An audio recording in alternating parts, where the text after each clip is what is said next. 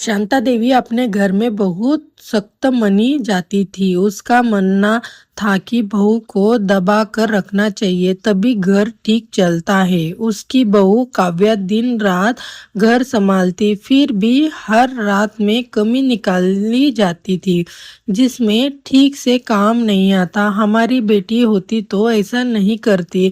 काव्या चुपचाप सब सह लेती, कभी जवाब नहीं देती। एक दिन शांता देवी की बेटी रोते हुए मायके आई। चेहरा उतरा हुआ था, आंखें सूजी हुई।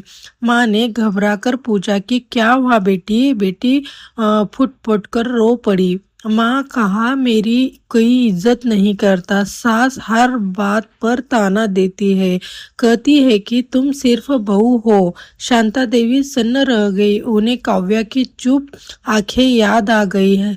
हर ताना, हर अपमान एक एक कर सामने आने लगा। बेटी ने रोते हुए कहा कि माँ, बहू की किसी की बेटी होती है ना, ये सुनते हैं। शांता देवी की आंखों से आंसू बहने लगे।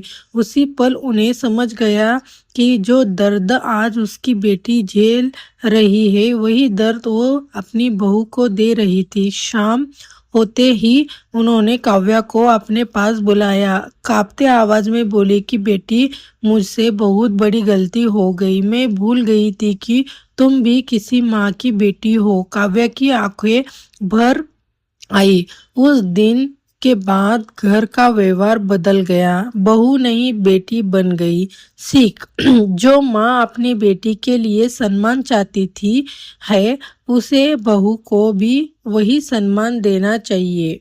आशा करती हूँ कि आपको कहानी पसंद आई होगी। चैनल को लाइक एंड सब्सक्राइब जरूर करना। देखने के लिए धन्यवाद।